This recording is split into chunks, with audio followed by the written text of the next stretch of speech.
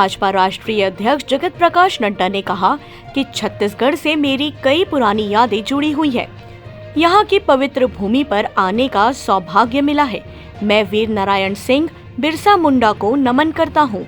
उन्होंने कहा कि छत्तीसगढ़ पूर्व प्रधानमंत्री अटल बिहारी वाजपेयी की देन है। यह राज्य उनके ही कारण बना। बीजेपी अध्यक्ष रायपुर में कार्यकर्ताओं और पदाधिकारियों को संबोधित कर रहे हैं। साइंस कॉलेज मैदान में हो रही सभा में इससे पहले बुके देकर उनका स्वागत किया गया। इससे पहले पूर्व मुख्यमंत्री डॉक्टर रमन सिंह ने कहा कि यह निर्णायक युद्ध है। उन्होंने राष्ट्रीय अध्यक्ष को गदा भेंट करते हुए कहा कि जब जब सेनापति सामने आते हैं तो उनके पास गदा होता है। आज हमको नड्डा जी दिशा निर्देश देने आए हैं। कहा कि 2023 में चुनाव में भारतीय जनता पार्टी के प्रचंड बहुमत से जीतेगी। वहीं बीजेपी के राष्ट्रीय अध्यक्ष जेपी नड्डा ने कांग्रेस सरकार पर जमकर निशाना साधा। सभी बैठ जाएं, बोले भारत माता की, भारत माता की, Bharatiya Janata party, Bharatiya Janata party, Bharatiya Janata party. आज के इस बूथ के महासम्मेलन में मंच पर उपस्थित हमारे पूर्व में मुख्यमंत्री रहे और वर्तमान में राष्ट्रीय उपाध्यक्ष सम्माननीय डॉक्टर रमन सिंह जी, हमारे बहुत ही जुझारू और कर्मशील प्रदेश अध्यक्ष और सांसद श्री अरुण साहू जी, हमारे सह संगठन मंत्री राष्ट्रीय श्री शिव प्रकाश जी, हमारे इस क्षेत्र के संगठन मंत्री अजय जम्वाल जी, हमारी राष्ट्रीय महामंत्री और प्रभारी बहन डी पुरंदेश्वरी जी, हमारे नेता प्रतिपक्ष श्री नारायण चंदेल जी, भारत सरकार में मंत्री रेणुका जी, पूर्व में प्रदेश अध्यक्ष रहे विष्णुदेव साय जी, हमारी राज्यसभा में हमारी सहयोगी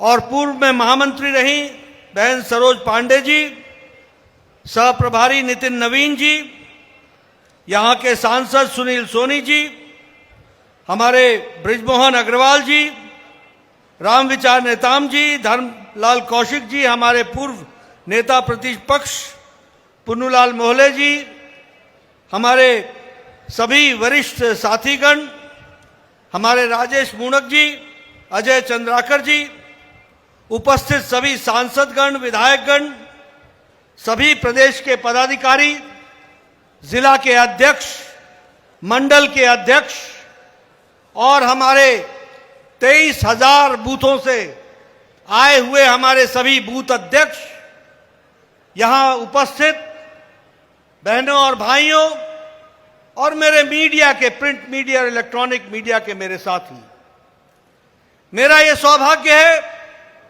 कि आज मुझे छत्तीसगढ़ पुण्य भूमि पर आने का सौभाग्य मिला है। और जब मैं पुण्य भूमि छत्तीसगढ़ की बात करता हूं तो मैं यह भी कहना चाहता हूं, जय जोहार, जय छत्तीसगढ़, जय जोहार।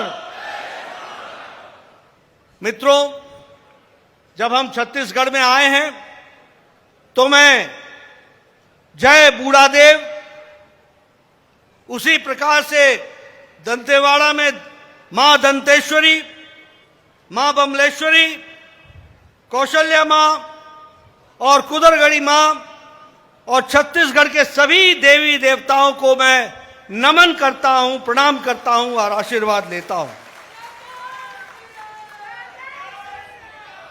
हम आज के दिन भगवान बाबा बिरसा मुंडा को भी नहीं भूल सकते, जिन्होंने विदेशियों के खिलाफ आवाज उठाई और हमारे आदिवासी भाइयों को एक आवाज दी। ऐसे भगवान बिरसा मुंडा को भी मैं नमन करता हूं। मित्रों, हम जब यहां आए हैं तो महामाया मंदिर को भी और माता जी को भी मैं नमन करता हूं। यह वीर भूमि है, मैं 1857 के स्वतंत्रता संग्राम में यहां के वीर नारायण सिंह जी को भी नहीं भूल सकता, जिन्होंने अपना पूरा योगदान किया। उसी प्रकार मैं श्रमिक आंदोलन को, जिन्होंने अंग्रेजों के खिलाफ लड़ाई लड़ी, ऐसे ठाकुर प्यारेलाल जी को भी मैं नमन करता हूं, श्री बाबू छोटेलाल श्रीवास्तव जी को भी नमन करता हूं, और अपने वीर जवानों को, जिन्होंने 62 में, 65 में और 71 में अपनी जान को जोखिम में डालकर देश के लिए रक्षा में अपने आप को आहूत किया, ऐसे वीर जवानों को भी मैं नमन करता हूं। मित्रों, जब मैं छत्तीसगढ़ आया हूं तो मुझे पुरानी यादें ताजा हो जाती हैं, और जब मैं पुरानी यादें बोलता हूं तो एक नारा हमेशा लगाता हूं, छत्तीसगढ़िया छत्तीसगढ़िया सबले बढ़िया। यह मैं इसलिए कहता हूं, कहने के लिए नहीं कहता, मुझे यहां प्रभारी रहने का मौका मिला। मैं 5 साल यहां प्रभारी रहा। कोई जिला नहीं है, कोई विधानसभा नहीं है जहां मुझे कार्यकर्ताओं से मिलने का मौका नहीं मिला, और उनसे मिलने के बाद मुझे मौका मिला। मैंने 2 विधानसभा के चुनाव लड़ाए, 1 लोकसभा का चुनाव लड़ाया। भारतीय जनता पार्टी सफल हुई, लेकिन मैं जब ये कहता हूं तो पूरे ठोक बजा के कहता हूं कि छत्तीसगढ़िया सबसे बढ़िया। मित्रों, ये मैं इसलिए कहता हूं क्योंकि आपने जिस तरीके से राष्ट्र में अपने आप को आहूत किया है राष्ट्र के कार्य के लिए, उसको देश भूल नहीं सकता। और आज जब मैं यहां आया हूं तो मैं ये भी गौरव के साथ कह सकता हूं, मैं उस पार्टी का अध्यक्ष हूं, मैं उस पार्टी का कार्यकर्ता हूं, और मेरे सामने बैठे हुए वो पार्टी के कार्यकर्ता हैं जो छाती ठोक के गौरव से कह सकते हैं कि छत्तीसगढ़ अगर राज्य बना तो वो श्रीमान भारत रत्न अटल बिहारी वाजपेयी के कारण बना, और उस भारतीय जनता पार्टी का योगदान। हम ये कह सकते हैं कि एक विचार था कि छत्तीसगढ़ अलग राज्य बनना चाहिए, और वह देन अटल जी ने दी हम लोगों को। भारतीय जनता पार्टी का कार्यकर्ता फख्र से बोल सकता है कि छत्तीसगढ़ का एग्जिस्टेंस, छत्तीसगढ़ जो धरती पर आज राज्य के रूप में है, वह भारतीय जनता पार्टी की सोच का नतीजा है, और वो अटल बिहारी वाजपेयी जी का देन है। इसको हमको याद रखना चाहिए। जब मैं अटल जी को याद करता हूं तो मैं ये भी याद करता हूं कि चाहे वो कुशाभाऊ ठाकरे जर्नलिज्म की यूनिवर्सिटी हो, चाहे वो टेक्निकल यूनिवर्सिटी दुर्ग में हो, फिर चाहे वो पंडित सुंदरलाल शर्मा ओपन यूनिवर्सिटी हो, और फिर चाहे रायपुर में all India institute of medical sciences AIIMS Raipur हो, ये सब कुछ दिया है तो वो भारतीय जनता पार्टी ने दिया है और अटल बिहारी वाजपेयी जी ने दिया है। हम गौरव के साथ बोल सकते हैं। मित्रों,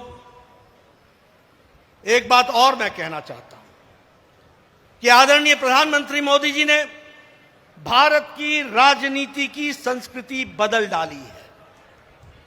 राजनीति की संस्कृति बदल गई। एक समय था जब भूपेश बघेल जैसे लोग भाई भाई से लड़ाते रहे हैं, जब भूपेश बघेल जैसे लोग इलाके को इलाके से लड़ाते रहे, जब जाति के नाम पर वोट मांग करके समाज को खंडित करते रहे, जब भ्रष्टाचार के सहारे लोगों को गुमराह करते रहे हैं। ये मोदी जी की संस्कृति है कि अब किसी को भी जनता के सामने जाना पड़ेगा तो अपना रिपोर्ट कार्ड लेके जाना पड़ेगा और बताना पड़ेगा जनता को कि उसने जनता के लिए क्या किया। और इसीलिए मैं ये कह सकता हूं कि मोदी जी ने रायपुर में, अमृत में हजारों करोड़ रुपए लगा करके स्मार्ट सिटी, एक नहीं 2 नहीं, 3 नहीं, 9 स्मार्ट सिटी बनाने का काम हजारों करोड़ रुपए से किया है तो नरेंद्र मोदी जी ने किया है। फिर चाहे वो अंबिकापुर हो, बिलासपुर हो, भिलाई हो, दुर्ग हो, जगदलपुर हो, कोरबा हो, राजगढ़ हो, रायपुर हो, राजनांदगांव हो, सबकी तस्वीर बदलने का काम रमन सिंह जी के सरकार में, उनके नेतृत्व में तस्वीर बदलने का काम चल रहा था। मैं आज आ रहा था, मैंने पूछा ये क्या, कौन सी बिल्डिंग है? बोला ये मल्टी स्टोरीड पार्किंग है। मैंने कहा ये कब बना? ये तो हमें पता चला कि बना तो रमन सिंह के जमाने में था, भूपेश के आने से रुक गया है। यानी फुल स्टॉप, ब्रेक लगाने का काम। मैंने पूछा ये स्काईवे, ये स्काई वॉक, बोले ये हमारे टाइम में बन रहा था, आजकल इसका काम रोक दिया गया है और इसको तोड़ने का भी निर्देश देने की बात हो गई है। मैं ठीक बोल रहा हूं रमन सिंह जी? मैं ठीक बोल रहा हूं? अब आप बताइए, ऐसे लोगों को सरकार में रहने देना है क्या? ऐसे लोगों को रहने देना है क्या जो खुद तो स्काई डाइव करे, स्काई राइज करे और दूसरों को स्काई वॉक से भी रोके? ये कैसे लोग हैं? ये विकास विरोधी लोग हैं। ये नहीं चाहते कि समाज आगे बढ़े, ये चाहते हैं कि इनका घर भरे, ये चाहते हैं कि ये कांग्रेस पार्टी का एटीएम बन करके गरीब छत्तीसगढ़ की जनता को लूट करके कांग्रेस पार्टी का खजाना भरे, ये काम ये करना चाहते हैं। ऐसे लोगों को रहने देना क्या? आप कांग्रेस का एटीएम बनना चाहते हो क्या? कांग्रेस का एटीएम बनना चाहते हो क्या? आप बताइए, यहां हमारे आदिवासी भाई मारे गए, अभी पीछे संख्या थी 71 आदिवासी भाई मारे गए और भूपेश बघेल जी केरल में राहुल गांधी जी के साथ ताली बजा रहे थे।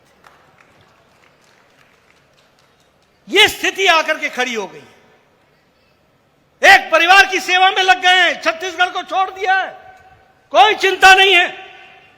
और अगर मैं बात करूं भारतीय जनता पार्टी की, तो मैं कह सकता हूं कि हम लोगों ने, मैं छाती ठोक के कह सकता हूं, आदरणीय प्रधानमंत्री मोदी जी के नेतृत्व में जब हम स्वास्थ्य मंत्री थे तो हमने बिलासपुर के गवर्नमेंट मेडिकल कॉलेज को 200 करोड़ रुपए का सुपर स्पेशलिटी ब्लॉक दिया था और 7 सुपर स्पेशलिटी ब्लॉक बनाई थी। इतना ही नहीं, ये हम लोग थे जिन्होंने मेडिकल कॉलेज जगदलपुर में, बड़सर के एरिया में, आदिवासी इलाके में जगदलपुर में मेडिकल कॉलेज खोला, अंबिकापुर में मेडिकल कॉलेज खोला, रायगढ़ में मेडिकल कॉलेज खोला, राजनांदगांव में मेडिकल कॉलेज खोला।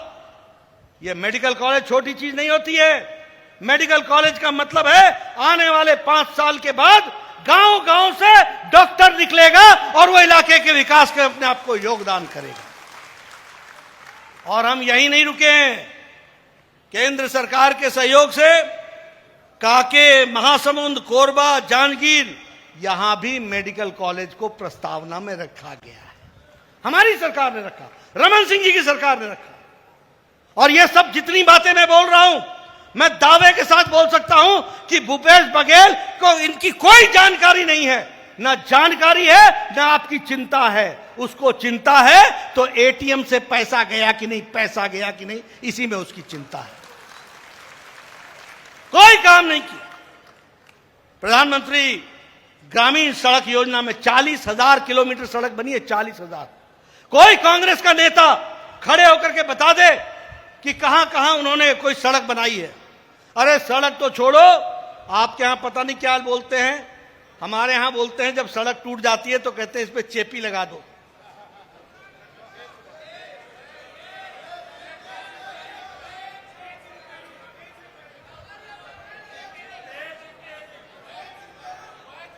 अच्छा, पैच।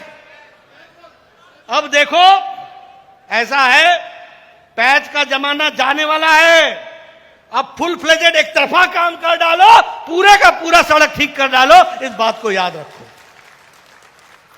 मित्रों, अगर मैं बात करूं रायपुर विशाखापट्टनम की सड़क की, 464 किलोमीटर रायपुर विशाखापट्टनम, और ये इकोनॉमिक कॉरिडोर बनेगा। इकोनॉमिक कॉरिडोर का मतलब है, मुझसे कई लोग पूछते हैं, गांव में जाकर के लोगों को बताना, मुझसे कई लोग पूछते हैं मुझे क्या मिला जी, मुझे क्या मिला। मैं सबको पूछता हूं, एक बात बता, 10 साल पहले तुम्हारी जमीन का सर्कल रेट क्या था और आज तुम्हारी जमीन का सर्कल रेट क्या है? बोले जी वो तो 10 गुना हो गया, वो तो 15 गुना हो गया, वो तो 20 गुना हो गया। वो कैसे हुआ 20 गुना? इसलिए कि नरेंद्र मोदी जी ने नेशनल हाईवे दिया, 4 लेन दिया, एक्सप्रेसवे दिया, इकोनॉमिक कॉरिडोर दिया, इसलिए जमीनों के भाव बढ़ गए। इस बात को समझो और विकास लाए। उसी तरीके से मां बमलेश्वरी देवी के लिए 43 करोड़ रुपए की प्रसाद योजना में उसका पूरा नवीनीकरण हो रहा है, उसके लिए काम चल रहा है। उसी तरीके से रेलवे लाइन, आप बताइए, रेलवे लाइन और पैसेंजर ट्रेन पहुंचने की व्यवस्था कांकेर डिस्ट्रिक्ट तक की गई कि नहीं की गई? की गई कि नहीं की गई? तो यह विकास की कहानी यह भारतीय जनता पार्टी का ही कार्यकर्ता बोल सकता है, कांग्रेस का कार्यकर्ता नहीं बोल सकता, कांग्रेस का नेता भी नहीं बोल सकता। आप बताइए, भिलाई में इंडियन इंस्टीट्यूट ऑफ टेक्नोलॉजी आया कि नहीं आया? आप बताइए, 1100 करोड़ रुपए लगे कि नहीं लगे? ये मैं इसलिए पूछ रहा हूं आपको कि यह है भारतीय जनता पार्टी, यह है मोदी जी की बदलती संस्कृति। लोगों की सेवा करो, उनके जीवन को उठाओ, उनको आगे बढ़ाओ, उनको मजबूती दो, उनको ताकत दो। इस काम के लिए हम लोग लगे हैं। अगर मैं बात करूं जन औषधि की, मैं स्वास्थ्य मंत्री रहा हूं। कैंसर की दवा जो 6500 की आती थी, वो मोदी जी ने जन औषधि में उसको 600 रुपए में आपको दिलाने का प्रयास हुआ है। 600 रुपए में यह फर्क ला करके खड़ा किया है। और प्रति महीने 1 करोड़ रुपए की दवाई में बचत होती है कंज्यूमर को, यह जन औषधि के माध्यम से होता है, यह भी याद रखना चाहिए। मैं यहां यह भी कहना चाहूंगा, आयुष्मान भारत, जहां हम लोगों ने उसमें 11 लाख परिवार को जोड़ा, वहीं यहां पर 36 लाख परिवार को जोड़ा। लेकिन दुख के साथ कहना पड़ता है कि केंद्र तो आयुष्मान भारत में अपना हिस्सा भेज देता है, लेकिन भूपेश बघेल एटीएम की किस्त तो भेजता है दिल्ली, लेकिन आयुष्मान भारत में अपना पैसा नहीं डालता है, नहीं डालते। और इसलिए लोगों को पेमेंट नहीं हो रही है। मैं पत्रकार बंधुओं से चाहूंगा, आप इसकी खोज कीजिए, आप पता लगाइए कि आयुष्मान भारत की स्कीमें अन्य राज्यों में कैसी चल रही हैं और यहां पर कैसी चल रही हैं। यहां जो हमारे पेशेंट्स हैं उनको तकलीफ इस कारण से है क्योंकि प्रदेश सरकार उसमें अपना जो योगदान करना है वो योगदान नहीं कर रही। प्रधानमंत्री किसान सम्मान निधि, उसमें भी अगर मैं बात करूं तो लगभग 65,000 करोड़ रुपए 21-22 में दिए गए थे और 1,223 करोड़ छत्तीसगढ़ में दिए गए, ये भी हमको याद रखना चाहिए। सौभाग्य योजना में लगभग 7,50,000 लोगों के घरों में बिजली पहुंचाई है भारत सरकार ने, मोदी जी ने। उज्ज्वला में 33 लाख लोगों को गैस का कनेक्शन दिया गया है। उसी तरीके से स्वच्छ भारत में 33 लाख इज्जत घर बनाए गए, 33 लाख।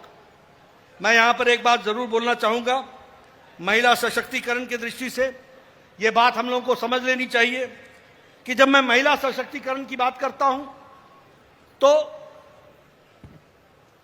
जब मैं यहां प्रभारी बनकर के आया तो उस वक्त गांव की महिलाएं हाथ में बोतल या लोटा लेकर सुबह सुबह झुंड की झुंड खेतों की तरफ जाती हुई मैंने देखी है। मैंने वो तस्वीर देखी है, मैंने वो दिन देखे हैं जब यहां की महिलाएं इज्जत से अपने नित्य क्रम के लिए भी उनको सूर्यास्त और सूर्योदय के पहले का इंतजार करना पड़ता था। लेकिन आज मोदी जी ने 11 करोड़ इज्जत घर बनाए और उसी में अगर मैं यहां की बात करूं तो 33 लाख इज्जत घर बना करके 33 लाख महिलाओं को इज्जत देने का काम किया तो भारतीय जनता पार्टी ने, मोदी जी ने करके दिया। और 33 लाख महिलाओं के साथ एक एक बच्चा भी होता है, तो आप समझिए कि बच्चों को भी इज्जत के साथ जीने का अधिकार देने का काम आदरणीय मोदी जी ने किया है। मित्रों, विकास की दृष्टि से बहुत से काम हम लोगों ने किए हैं। मैं कार्यकर्ताओं से निवेदन करना चाहूंगा, आप बूथ पर जाइए, लोगों को एजुकेट कीजिए, लोगों को जानकारियां दीजिए, लोगों को इस बात से बताइए कि एक तरफ यह कांग्रेस की भ्रष्ट सरकार है जो लूटने में लगी हुई है, और एक तरफ हमारी सरकार थी जो दिन रात आपकी सेवा में लगी थी और आपकी तस्वीर और तकदीर बदलने के लिए लगी थी। मित्रों, राजनीति सिर्फ कुर्सी पर बैठने का विषय नहीं है, राजनीति गद्दी पर अड्डा जमाने का विषय नहीं है, राजनीति सेवा के भाव से है। और भारतीय जनता पार्टी के लिए सेवा करना ही हमारा लक्ष्य है। सत्ता माध्यम हो सकता है, सेवा हमारा लक्ष्य है, और सेवा करते हुए लोगों को आगे बढ़ाना यही हमारा लक्ष्य है। कुर्सी हमारा लक्ष्य नहीं है, कुर्सी हमारा माध्यम होगा। यह मैं भारतीय जनता पार्टी के एक एक कार्यकर्ता को बताना चाहता हूं। और इसी के साथ साथ मैं यह भी बताना चाहता हूं कि हमारी लड़ाई एक बहुत बड़े परिवारवाद के खिलाफ लड़ाई है। आज देखिए, मैं आपको एक तस्वीर आपके सामने रखना चाहता हूं। हम जम्मू कश्मीर में किससे लड़ रहे हैं? हम लड़ रहे हैं नेशनल कॉन्फ्रेंस से और पीडीपी से। नेशनल कॉन्फ्रेंस वो है जो परिवार की पार्टी है, फारूक अब्दुल्ला, उमर अब्दुल्ला। पीडीपी किसकी पार्टी है? तो वो मुफ्ती महबूबा मुफ्ती की पार्टी है। आप नीचे चले आइए, पंजाब में शिरोमणि अकाली दल किसकी पार्टी है? सुखबीर की पार्टी है और उनकी वाइफ की पार्टी है, उनके पिता बादल साहब की पार्टी है, परिवार की पार्टी है। अगर आप और नीचे आ जाइए तो लोकदल परिवार की पार्टी है। आप उससे और नीचे आ जाइए, उत्तर प्रदेश 24 करोड़ का प्रदेश है, दुनिया का 5वां सबसे बड़ा प्रदेश है। भारत चौथे नंबर पर है तो उत्तर प्रदेश 5वें नंबर पर है। किससे हम लड़ रहे हैं? हम समाजवादी पार्टी से लड़ रहे हैं। कौन है समाजवादी पार्टी? अखिलेश यादव, मुलायम सिंह यादव, परिवार की पार्टी है। आप आगे बढ़ जाइए, बिहार में ये आरजेडी किसकी पार्टी है? लालू की पार्टी है, तेजस्वी की पार्टी है, परिवार की पार्टी है, राबड़ी की पार्टी है। आप उससे आगे बढ़ जाइए, वेस्ट बंगाल टीएमसी किसकी पार्टी है? तो ये बुआ और भतीजे की पार्टी है, पीसी और भाईपो की पार्टी है, ममता और उसके अभिषेक की पार्टी है। आप उससे नीचे आ जाइए, बीजू जी की पार्टी है। उससे नीचे आ जाइए, वाईएसआर जगन की पार्टी है। उससे नीचे आ जाइए, उस साइड में आ जाइए तेलंगाना, वह भी परिवार की पार्टी है। केशव चंद्रशेखर राव, उनका दामाद, उनका बेटा, उनका पोता, उनके भतीजा, सब टीआरएस मिला के टीआरएस, तेलंगाना राज्य समिति। आप तमिलनाडु चले जाइए, स्टालिन की पार्टी डीएमके किसकी पार्टी है? शिवसेना अभी जो टूट करके बनी शिवसेना, उसको छोड़ दें तो किसकी पार्टी थी? और उस परिवार के कारण ही टूटी, ये उद्धव की पार्टी थी। यानी आज देश, और ये कांग्रेस पार्टी, ये भूपेश बघेल, ये लोग कोई विचारधारा की पार्टी नहीं चला रहे हैं। ये भूपेश बघेल भी भाई बहन की पार्टी को चला रहे हैं, भाई बहन की पार्टी को, और किसी की पार्टी नहीं है। मुझे बड़ी हैरानगी हुई। भारत जोड़ो कार्यक्रम बना रहे हैं, अरे तुम पार्टी को जोड़ लो। तुम चलो, भारत जोड़ने पार्टी तुम्हारी टूट रही है। 50 साल जिन्होंने पार्टी में काम किया वो तुमको छोड़ के जा रहे हैं, गुड बाय कह रहे हैं। क्यों कह रहे हैं? कभी सोचा तुमने? कभी समझा इस बात को? इसलिए मित्रों, भारतीय जनता पार्टी आज, हमारी लड़ाई आज वंशवाद के खिलाफ है, और वंशवाद के खिलाफ भारतीय जनता पार्टी लड़ेगी, वैचारिक पृष्ठभूमि पर लड़ेगी। ये मैं आपको बताना चाहता हूं। कोई आइडियोलॉजिकल पार्टी नहीं रह गई है। मैंने कहा कांग्रेस भी अब भाई बहन की पार्टी रह गई है। इसलिए बूथ के कार्यकर्ताओं को याद रखना, जिनसे आप लड़ रहे हो, ये भी किसी परिवार को पालने के लिए कोई धर्म नहीं है, कोई ईमान नहीं है, कोई देश सेवा नहीं है, कोई देश के लिए लक्ष्य नहीं है। तेरा वैभव विचार रहे, ये हम कहते हैं, ये कहते हैं तेरा परिवार सफल रहे, हम विचार रहे न रहे, ये इनका स्लोगन है। इसलिए इनको घर बैठाना जरूरी है और वहां बैठे लोगों को काम पर लगाना जरूरी है। इस बात को भी याद रखें। सिग्नल नहीं आ रहा है मित्रों, मैं बहुत सी बातें कह सकता हूं, लेकिन आप बहुत दुख के साथ कहना चाहिए। यही रायपुर, मैं आया, मैं एयरपोर्ट पर उतरा, मैंने पूछा नया रायपुर का क्या हाल चाल हो रहा है? उत्तर मिला वहीं का वहीं रुक गया। न्यू रायपुर का क्या हो रहा है? वहीं का वहीं रुक गया। मैंने पूछा आपके खजाने का क्या हाल है? 7,000 करोड़ रुपए का 4.25 साल में उधार लिया है। ये 4 वाक्य वंशज है। कैप्चर बंद हो गया, कैप्चर ऋण लो, गीत लो, मत लो, कोई चिंता नहीं, देश प्रदेश जाए जहां जाना है। मैंने पता किया, हमने जब हम अपनी बात करते हैं तो हम कहते हैं हमने एम्स दिया, हम कहते हैं हमने आईआईटी दी, हम कहते हैं कि हमने 5 मेडिकल कॉलेज दिए, हम कहते हैं कि हमने इतने डिग्री कॉलेज दिए, हम कहते हैं कि हमने इतनी सड़कें बनाई, हम कहते हैं कि हमने इतने रेल बनाए। कांग्रेस पार्टी से पूछो कि तुमने क्या किया, पूछिए उनसे कि उन्होंने क्या किया। मैं कह सकता हूं उन्होंने बहुत कुछ किया, ऐसा नहीं कि नहीं किया, किया है।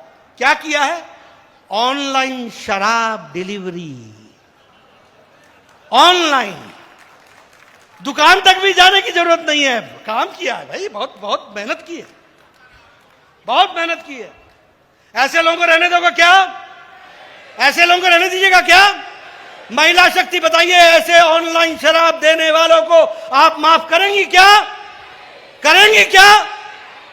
इनको मुंह तोड़ जवाब देने की जरूरत है, राजनीतिक तरीके से देने की जरूरत है। क्या बना दिया है प्रदेश को, क्या कर दिया है प्रदेश का, क्या हाल बना दिया है? आप बताइए, ये रेत माफिया दंदना रहे हैं कि नहीं दंदना रहे हैं? रेत माफिया दंदना रहे हैं कि नहीं दंदना रहे हैं? ये शराब माफिया दंदना रहे हैं कि नहीं दंदना रहे हैं? आप बताइए, ये कोल माफिया दंदना रहे हैं कि नहीं दंदना रहे हैं? आप बताइए, हर कोयले के ट्रक में इनका कमीशन है कि नहीं है? है कि नहीं है? आप बताइए, आयरन ओर में इनका कमीशन है कि नहीं है? तो यह कोल माफिया, शराब माफिया, ऑनलाइन डिलीवरी बड़े काम कर रहे हैं, ऐसा नहीं है, बहुत काम कर रहे हैं, दोनों हाथों से लूटने में लगे हुए हैं। आप बताइए, महिला उत्पीड़न बढ़ा है कि नहीं बढ़ा है? महिला उत्पीड़न बढ़ा है कि नहीं बढ़ा है?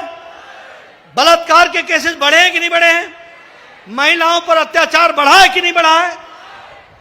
मित्रों, ये क्या हाल बना रखा है। और इसीलिए जब हम कहते हैं छत्तीसगढ़िया सबले बढ़िया, तो हमको उसको करने के लिए ये ध्यान रखनी पड़ेगी कि छत्तीसगढ़ में ऐसे लोग शासन में नहीं रह सकते जो महिलाओं का सम्मान न कर सके, जो कानून की रक्षा न कर सके।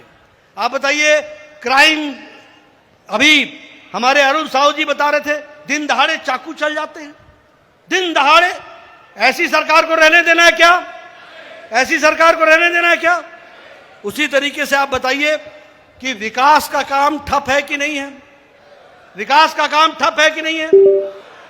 मित्रों, मैं आपसे एक निवेदन करने आया हूं कि आपने ऐसे राजनीतिक दल को और ऐसे राजनीतिक नेताओं को और ऐसे राजनीतिक सोच और मानसिकता को, इनको ही आपने ठप करना है, इनको ही आपने घर बैठाना है। और जिस मन तन से हम भारतीय जनता पार्टी वाले छत्तीसगढ़ की सेवा कर रहे थे, वही सेवा आगे लेकर के हम चलेंगे, आगे बढ़ेंगे और आप सबके आशीर्वाद से उसको, सपने को साकार करेंगे।